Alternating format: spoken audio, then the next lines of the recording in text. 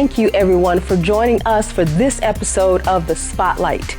And on today's show, we're going to focus on the issue of missing persons. And the producer of the show, All Points Bulletin, which is the focus of missing persons, joins me right now. Welcome, Miss Aleasha Reese. Oh, thank you so much for having me. You are so welcome. Thank you. And, you know, Miss Aleasha, I know that missing persons is a personal thing for you. So let's start with that. Okay, thank you. Just from my own personal experience, I was married for 20 years to a wonderful guy. His name was Ronnie Reese. And you know how when you're married, you know, you call each other all day long, you know, hey, this bill came, or child need to be picked up or whatever. Okay. So we was calling each other back and forth. And then one day I was calling him and I'm like, he hadn't called me back, you know, and I was at work and I'm just still going back and forth, you know, and then it hit me again. I'm like, wait a minute, he hadn't called me back. So I call and leave another message back, you know, back to work. So later on in the day when my daughter had called, she's like, Mom, she's like, Dad hadn't picked me up. And I'm like, what? And I thought, I said, okay, let me leave and go and pick this child up. So maybe he's just, you know, really busy, you know, working on the lot or whatever. And when I came to, after I picked my daughter up and I came to where, you know, we had managed a storage facility. And I realized then that something was terribly wrong because my husband, if anybody knew him, he worked and he worked and he worked and he was faithful in everything that he did. He gave everything 100%. So when the door was locked and there was nobody there, and my gut feeling, I said, oh God, something is wrong. And when I went there and I scoured the place, I'm like, okay, he has not been here. Something is very, very wrong. And I dialed 911 and reported him missing. And that just went on a journey that I prayed to God nobody ever have to go through that, because it is so devastating and such a life-changing event. And when I wanted to go and get some media coverage, you know, after I had dialed 911, dialed the family, like, y'all help me find Ronnie, I can't find my husband, you know. And my personal experience is that I had to knock longer and louder to get some local media coverage. And unfortunately, later, you know, a few days later, he was found, but it definitely was not what I wanted, nor what anyone wanted. But, you know, he was found and he was deceased. And that has been like a cold case ever since. Yeah.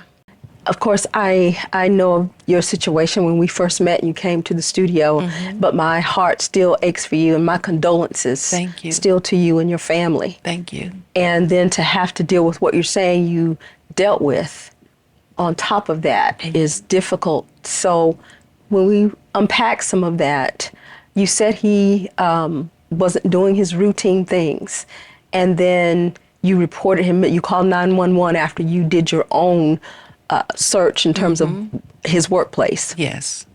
Did they tell you he needed to be missing for a certain amount of time before they would take that seriously? Or what kind of response did you get in terms of how long they told you you were supposed to wait? Well, back in those days, it used to be that if you're an adult, you have to wait 24 hours. Okay, I thought I heard that. Yes, Okay. But this was in '01. So they did it immediately when I filed the missing person. The police came to, and what they normally do, they come to the last place that you were seen. Okay, so they came, you know, to the apartment. But the main thing, too, it was just the media's slow response. That was kind of like one of the things that really got me. It was like, if I was Miss Becky, I wouldn't have to do this, but because I'm Miss Reese, we'll get to you later. And it's just like a little footnote. okay, oh, by the way, someone is missing. And so how was that their response to you when you called? What did they say? As far as the police, No, the police. You said the police came right Yeah. away because this was in 2001, and prior to that, you were saying that it used to be 24 hours if you're an adult, but they came right away. And then you said the media was what was slow to really help you Yes. cover the basis on that platform. So what did they say to you? it was basically, it was really nothing. It's like, we'll get back with you. We'll have a reporter to contact you. Okay. So I went to like the major networks here, and then I had a friend, Sonia. We both were just like, well, let's go here, let's go there, let's go there. So finally, you know, they did respond, but it was just the slowfulness of it. And not only that, it was when I was going through this, and my heart goes out, because if you're a parent, or you have a child or someone that that went on another aisle at the store, or you can't find them, and that anxiety would just absolutely drive you crazy. Right. You will almost lose your mind just in that little span of time. And what I did around like that third day, I actually started to lose my mind. And I had to get a grip, because the devil is already working, so don't give him more things to work with. And because, we had an apartment and we had the house. Okay. And that night, when I had to come to the resolve that I got to get out of this crazy world, and I heard my husband, because, there's a gate that has to open. Okay. So it took the gate about 2 or 3 seconds to open. Okay. I saw his headlights, and I'm in the apartment because I'm looking out the window. I'm like, Ronnie's home, Ronnie's home. And I'm just so elated. I'm like, Lord, thank you, Jesus. He's home, he's home, he's home. And whatever he did for the past 2 or 3 days, it didn't even matter, because it was just like, my husband is home. I don't care. Okay. He's alive. Yeah. And I went out and I ran, because I'm like, he's home, he's home, he's home.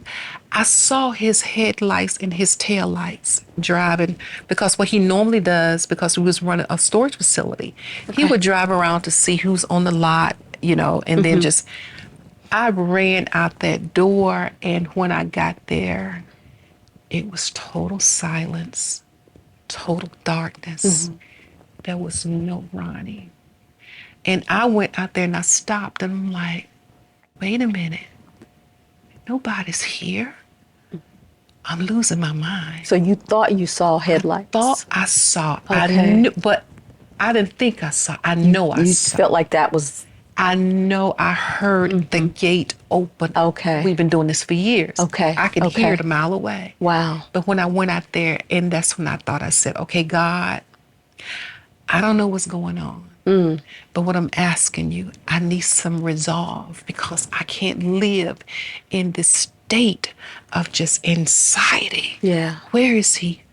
Who is he with? Where did he go? Did anything happen? And when I did that, I kind of like just stepped back. I'm like, God is in your hands. And that Sunday, I said, I got to get out of here, because the devil is working on my mind, working on my family. I had to go to church. And where I found my soul is that it was Calvary Christian Church of the Apostolic Faith. It was Pastor Roberts, our founding pastor. He was there, and they were so supportive, and they had me in prayer. And after I went to church, and I just got some relief. And when I went home that Sunday night, and this is another thing to me, it just baffles the mind. When I walked into our apartment, the first thing I heard was late breaking news. The body of the missing musician has been positively identified. And I'm saying to myself, you got to be joking. Could I have a courtesy call? Could the family have a courtesy call to say, Miss Reese, we found, your husband. Can you come and identify him or whatever? A family should not have to find out that they're missing loved ones along with the general public. Yeah. And it's just a bad experience. Yeah. You know, maybe your situation was a part of some of the change, because normally they don't do that. They shouldn't do that. Just like you said, they should not have done that. You should not have had to find out like that. And so there's some places that have more scruples than others. And so I'm so sorry that happened. And when that happened and they identified him on the air, what was your situation at the moment? Did you have someone around you, with you? The only thing I could say, it was ugly. Okay. It was very, very ugly. It was ugly because his sister she came from Birmingham. Okay. And I walked in and my jaw dropped, because it's like, I'm not hearing what I'm hearing. Yeah.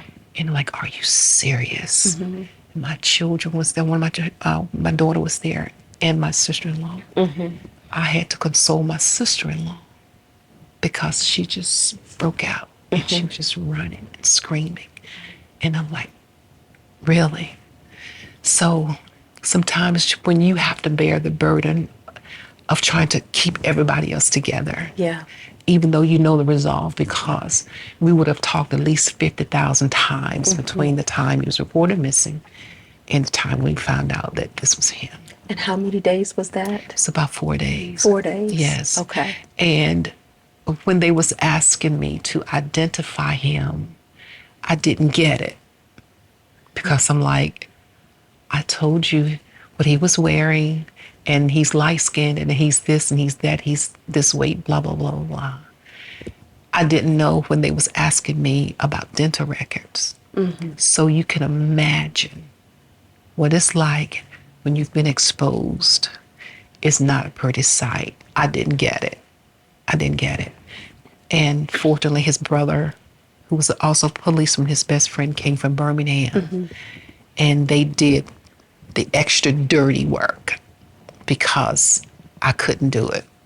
Okay. So when you say exposed, do you mean his body was exposed, or because you were exposed to his state of being at that time? No, his body had been exposed to the element. To the elements. Okay. Yes. And so it's hard to identify him. Yes. Okay. I didn't get him. Like, he's light-skinned, he's this and he's that. So all that was not there. It was not there. I see. It was not there. Yeah. So it was, like I say, it was not pretty. Yeah. And, you know, after I look at all of this, and it's just like, God, there has to be a better way. Yeah.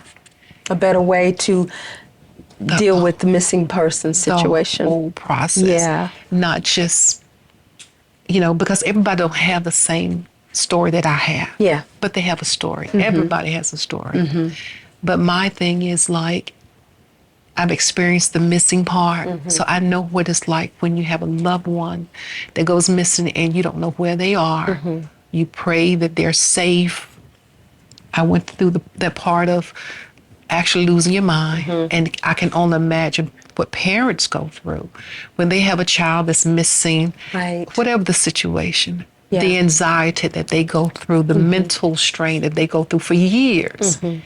But my thing is, even though it's not solved, I did have a burial. Okay. And some people long to have a burial, to have the final.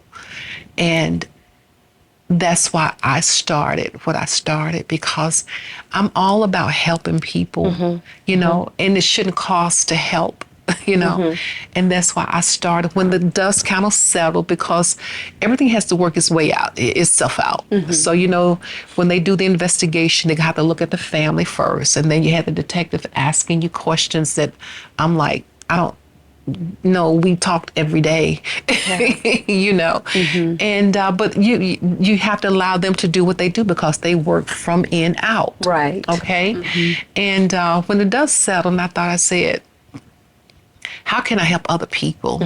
And that's when I started All Points Bulletin TV, and to look and to know the disparity. It is just unbelievable. Depending on the color of your skin, whether or not you're going to get air coverage, or if you're going to get the federal government involved, or if you're going to get just the general public just going to come and help you look for that missing person. And I've expanded it to more than just the missing persons, because in the state of California, people may not know this, and I'm all about helping people to get closure, whatever way, however.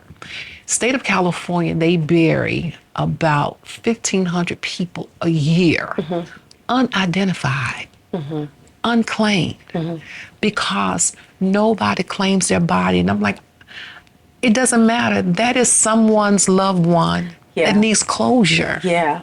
Yeah.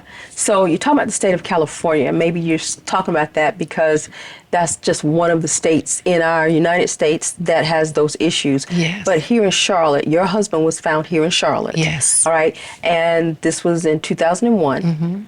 And then you say the dust settled. How long did it take the dust to settle before you thought, okay, I need to help other people? What year was that?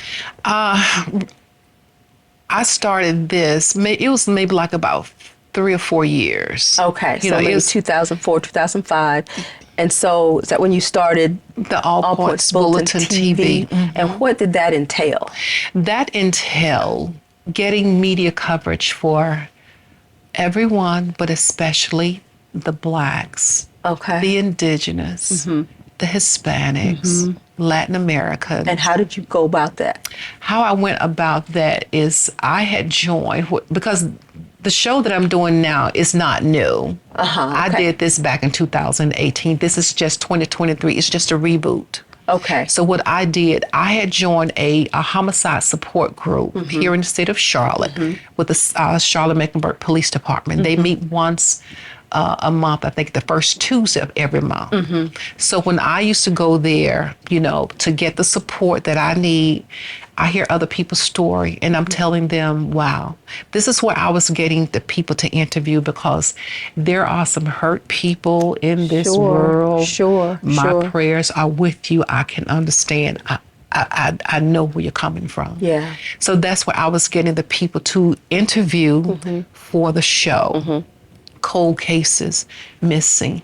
And when I was doing that, happy to say, and I can't, I won't say that it was just because of All Points Bulletin TV, but my thing is when you want to let people know that you care, people want to know that you care, that they have not been forgotten, right? About their loved ones.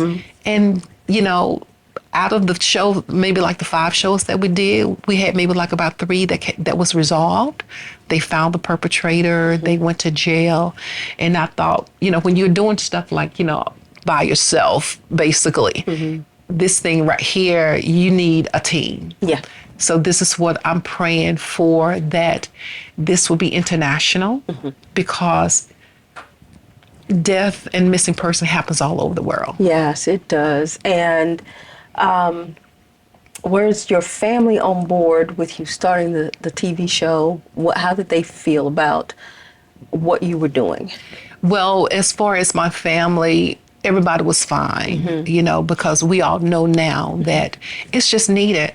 And it's not just, the family.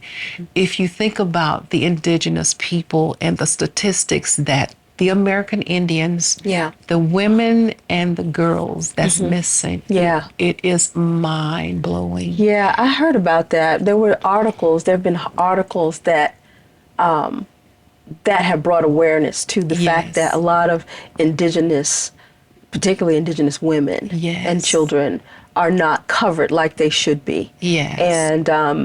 And the many people who do get covered, a lot of times get covered over and over and over. And it's like a movie that you're watching on the news. But when it comes to what you have been able to accomplish with that, what do you see? What kind of improvements do you see, if any? The only improvement that I see is that now, back then, we didn't have, all of the YouTubes and the Instagrams and the TikToks. Right. And I commend those that is in that same vein as far as, profiling our cases and things of that nature. it was a big thing, with the George Floyd. The only reason that George Floyd got so much attention was because our country was on lockdown, with the pandemic. So we didn't have nothing to do but to watch TV. So that's how that got so much attention. But when we start going back out and doing our regular lives, the George Floyd cases has not stopped. It's just that our attention has been diverted to something else. And you made a good point about the social media and people being able to record on their phones, because you talked about how you could not get the media coverage that you felt like you needed. Now everyone can be a reporter. Yes. And George Floyd and other issues now have put that on blast, that and other issues on blast. So what do you talk to your guests about, like on your show or when you go to your meetings, when it comes to them being able to be their own like reporter and their own person who's vigilant about things? Okay, let me kind of like backtrack a little bit. This is what All Points Bulletin TV, and for those that that hear me, I would want you and anyone else for us to be under one roof. Because when you conquer, you scatter, because you got a little piece here and a little piece there. We're not focused as we should be as people of color, as Black people. So when you say you want us to be under one roof, what do you mean? As far as All Points Bulletin TV, my goal is to have a network. Okay. I want to be another CNN, Fox News, NBC. So you, instead of just talking about using your own phone, this is what you plan to do. A network. Okay. But what do you plan to tell people, or what do you tell people either on your show or the meetings that you go to? Maybe the question I should ask you is, what do you think you should tell them when it comes to using their own phones and tools to be vigilant? Yes, because now everything is in our hands. Yes. With that iPhone or whatever you have. Right. You got it right there. Right. Everything that you need. Definitely keep doing what you do because we need to be exposed. But herein to me lies the problem. If I'm in Charlotte, North Carolina, and there is a child that's missing in California, I may be concerned, I may listen to it, hear it, but my attention span going to automatically go back to what's local. If we have a network where we could keep that child's before the public all the time, because we have a network that is international, not just Charlotte. Charlotte will be the base headquarters, but we have affiliates. All Points Bulletin TV Chicago, All Points Bulletin TV New York. So that way we can stay focused and to have a live stream, a streaming network. Right, stream. So you can pick what you want, if you want to do Central Alabama, because that way you can keep in contact with what's going on, get involved,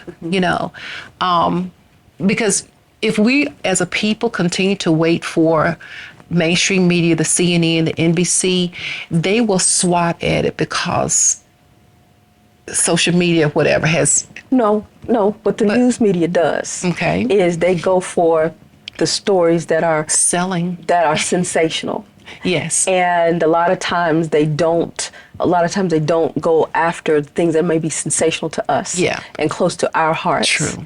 So that's how that works. Yes. And anytime breaking news happens, even if your story is on the table, the rundown, it could be on the floor. Definitely. That's their business. Yes, because Black doesn't sell. You think about it, Black does not sell. Okay. Now you have the Gabby Petito's because she's blonde hair, blue eyed, pretty. Because these networks, they have stakeholders. They're stakeholders. We need money. Yeah. This Black lady that's missing, she probably was a prostitute we can't make no money off her. Oh my goodness, did you get that? No. This is just an example of what happens, how sometimes we are perceived as people of color. Yeah, I know what you're talking Yeah. about. And you know what? I'm thinking that it's something that you probably should even address on your show. Yes. You know, maybe pull some together evidence and do a segment for that, because that is something for the indigenous, the African Americans, Latino Americans, and Yes, people yes. of color, and then all people, because I know when you lose someone, regardless, it's yes. painful, Very. regardless of their ethnicity. It's Yes. just painful. And then when you don't feel like you're getting the attention enough. True. So before we run out of time, I did want to ask you about the John Walsh. You know him? And he was all over the news, and his situation when his son went missing prompted him to do his show, which reminds me of what you're doing. And I feel like maybe there is something there too that you can connect with him and with your All Points Bulletin TV and with the things that you feel like should be international, because what I recall seeing on his show were some international cases. National cases. And with the Amber Alert, the way that's already put in place, there are probably some things and ways that you can hook into that. Have you thought about that or tapped into it? Yes, a little yes. bit? The purpose of All Points Bulletin TV is to have a 24-hour, 7 days a week. Yeah. So we would have a gamut of a lot of different programs. Yes, okay. Name Us, people never heard of Name Us, where they have decedents. They have pictures of them. You can go there and look to find your loved ones.